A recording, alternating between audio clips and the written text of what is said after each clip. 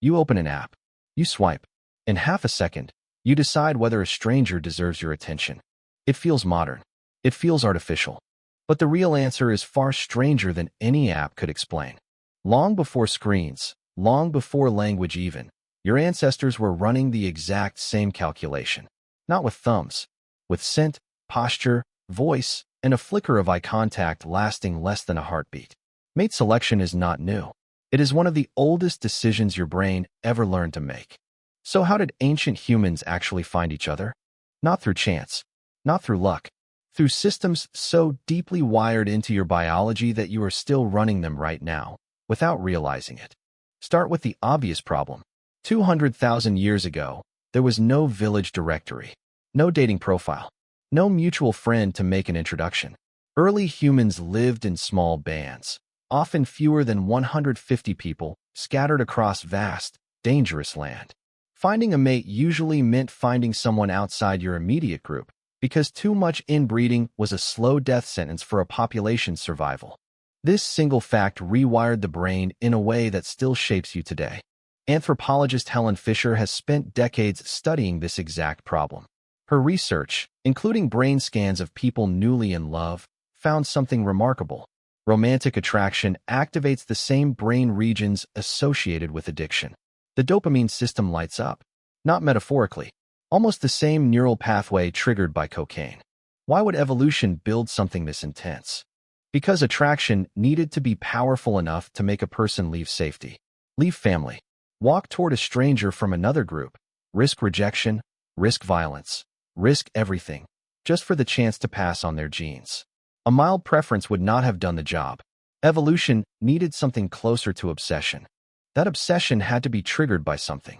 Long before humans had words for beauty, the body was already reading signals most people never consciously notice. Symmetry was one of the first cues. A symmetrical face or body often suggested someone grew up healthy, without major disease or developmental stress disrupting their growth. Scent was another. Researchers studying a set of genes called the major histocompatibility complex found that people are subconsciously drawn to the scent of partners carrying different immune system genes than their own. Different immune genes meant a stronger, more disease-resistant set of offspring. You were never choosing at random. Your nose was running a genetic compatibility test before your brain even understood what attraction was. But scent and symmetry were only the entry point. The real test came after. Evolutionary psychologist David Buss ran one of the largest cross-cultural studies on mate preference ever conducted, surveying more than 10,000 people across 37 cultures on 6 continents. The results revealed something surprising. Preferences were not random, and they were not purely shaped by culture. Specific patterns repeated almost everywhere he looked. Women, across nearly every culture studied, tended to prioritize signs of resourcefulness and the ability to provide and protect. Men, across nearly every culture, tended to prioritize signs of youth and fertility. This was never about shallow preference. It was a brutal, ancient calculation running in the background. Could this person help raise a child to adulthood in a world where most children did not survive their first 5 years? That number alone should stop you for a second. Most children did not survive. Mate selection, then, was never about romance the way modern culture frames it. It was risk management dressed up as attraction. It was a partnership built to keep 2 people, and the children they might raise, alive long enough to matter. There is another layer underneath this, one most people never hear about. Biologist Robert Trivers proposed what is now called parental investment theory. The parent who invests more time and energy into offspring, biologically speaking, tends to become more selective about a mate. For most of human history, that meant women carried a heavier biological burden through pregnancy and nursing, which shaped a more cautious, evaluative approach to choosing a partner. Meanwhile, the lighter biological cost for men shaped a different strategy, one more focused on access and opportunity. Neither strategy was right or wrong. They were 2 different solutions to the same brutal math problem. So how did ancient humans actually act on these instincts? Courtship existed long before flowers and candlelight dinners. Anthropological evidence from hunter-gatherer societies still practicing traditional lifestyles today, including extensive research among groups like the Hadza of Tanzania, reveals patterns likely echoing deep into human history. Dancing, singing, gift-giving, often in the form of food, especially meat, which signaled hunting skill and access to resources. Storytelling, used to display intelligence, memory, and creative ability. Evolutionary psychologist Jeffrey Miller proposed something fascinating about this last point. He argued that human intelligence, humor, and creativity may have evolved in a way similar to a peacock's tail, not purely for survival, as a costly, difficult-to-fake display meant to attract a mate.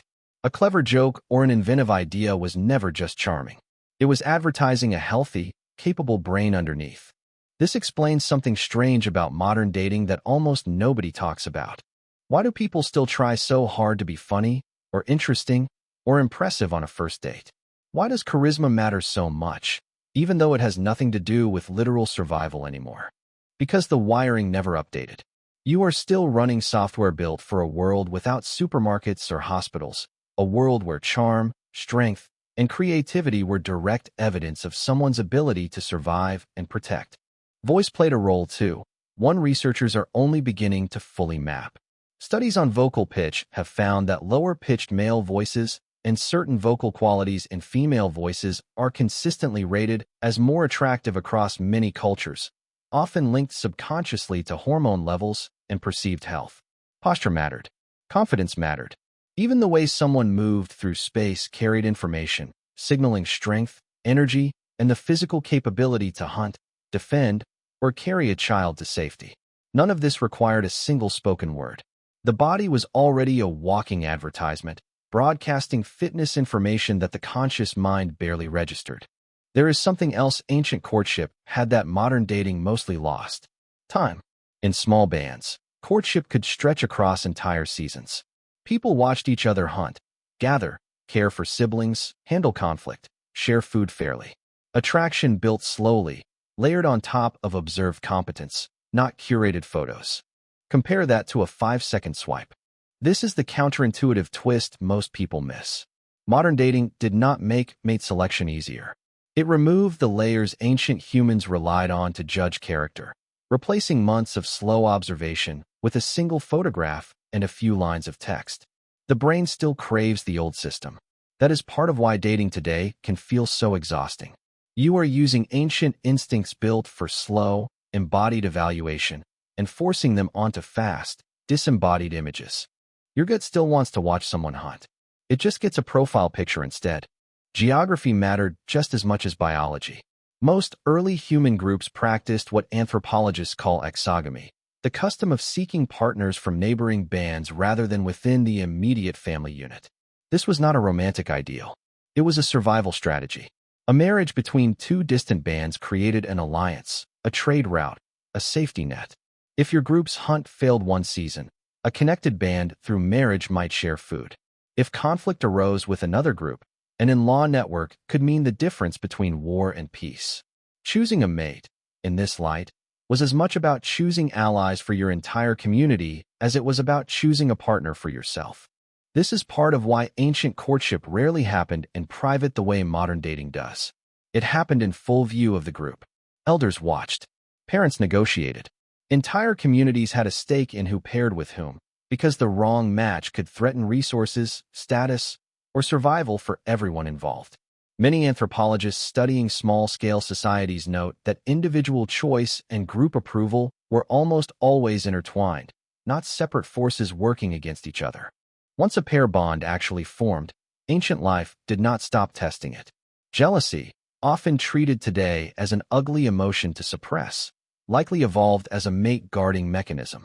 A sudden surge of suspicion or possessiveness was the ancient brain's early warning system, designed to protect a partnership that an entire family's survival might depend on. There was also a wider support system most people forget about. Anthropologists studying the grandmother hypothesis have found that, unlike most mammals, human females often lived decades past their reproductive years. That extended lifespan let grandmothers help gather food, share knowledge, and support grandchildren, increasing the survival odds of the next generation. Mate selection was never just about two people. It was embedded inside an entire web of relatives, allies, and shared resources. There is a deeper layer still. Helen Fisher's research identified three distinct brain systems involved in mating. Lust, driven largely by testosterone and estrogen. Romantic attraction, driven by dopamine and norepinephrine. Long-term attachment, driven by oxytocin and vasopressin. These systems evolved somewhat independently of each other, which is part of why a person can feel intense lust for one person, romantic obsession for another, and deep attachment for someone else entirely. This might explain feelings you have had that never quite made sense. Wanting someone you do not actually like. Staying attached to someone the spark faded with long ago. Falling hard for someone you barely know anything about yet. None of that is broken. It is ancient. So when you think about how ancient humans actually found a mate, the honest answer is not particularly romantic at all. It was a quiet, constant background calculation running on scent, symmetry, behavior, and risk, refined across hundreds of thousands of years, all in service of one goal, the survival of the next generation. And that calculation never stopped running. It just got a new interface. Every time your stomach flips before a first date. Every time you cannot explain why someone is so attractive to you. Every time you feel that pull toward a stranger across a room for no logical reason at all. That is not randomness. That is 200,000 years of pattern recognition, still running quietly underneath everything you have ever called a feeling. It is worth sitting with how strange this actually is. You live in a world of instant messages, video calls, and algorithms designed to predict compatibility from a handful of survey questions.